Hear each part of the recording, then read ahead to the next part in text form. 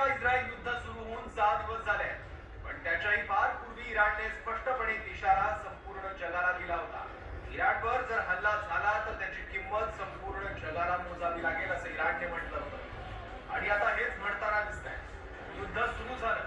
Israel अमेरिकेने इराणवर हल्ला केला. इराणने प्रत्युत्तर दिलं. अमेरिकेला साथ देणाऱ्या आखाती देशांवरही आक्रमकपणे इराणने हल्ला केला. इराणने सुरुवातीला सौदी अरेबियातल्या सर्वात मोठ्या तेल रिफायनरीला टार्गेट केलं. अरामको तेल युनिटवर इराणने केलेल्या बॉम्ब हल्ल्यानंतर संपूर्ण जगात खळबळ उडाली. हल्ल्यानंतर रिफायनरी बंद करण्यात आली. सौदीने रास तनुरा रिफायनरी शटडाऊन केली आहे, जिथून रोज 5,50,000 बॅरल तेल तयार व्हायचं. त्यामुळे जगभरात एलएनजीच्या किमतीत 130% वाढ झाली आहे, तर ब्रेंट क्रूडच्या किमती 10 ते 13% वाढल्या आहेत. याचा फटका जगभरातल्या अनेक देशांना बसतोय.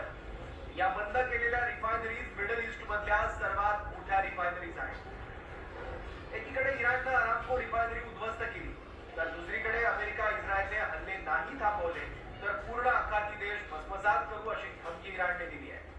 मग संपूर्ण जगाचा तेल सप्लाय बंद झाला तरी बेहत्तर अशी इराणची भूमिका आहे. याचाच एक भाग म्हणून इराणच्या सैन्याने 10हून अधिक विदेशी तेल टँकर पेटवले.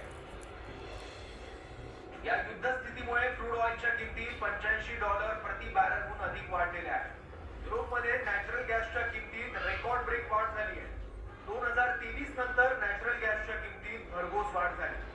कतारकडून एलएनजीच्या उत्पादनाला स्थगिती देण्यात आली आहे. आणि दुसरीकडे इराणने आता होर्मुझचा मार्गही बंद केला आहे. याच मार्गाद्वारे जगात 20% तेल पुरवठा होतो.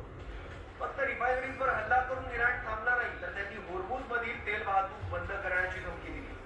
कोणत्याच तेल वाहतूक करणाऱ्या जहाजाला इथून जाऊ देणार नाही असा इशारा इराणने दिला आहे. याचा परिणाम जगभरातल्या तेलाच्या किमतींवर होतोय. तेलाच्या पुरवठ्यासाठी होर्मुझ मार्ग इतका महत्वाचा का आहे बघा.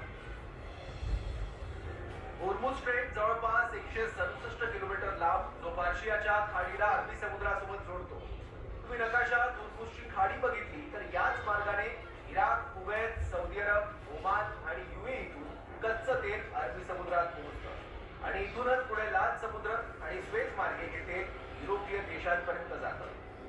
भारत, जपान आणि चीनला होर्मुझ स्ट्रेट मधून 40% तेल पुरवठा आणि भारताला सुद्धा याच मार्गाने तेल पुरवठा होतो. या स्ट्रेट ऑफ होर्मुझवर ताबा मिळवण्यासाठी अमेरिकेने इराणच्या शेजारी देशांसोबत रणनीती आखली आहे.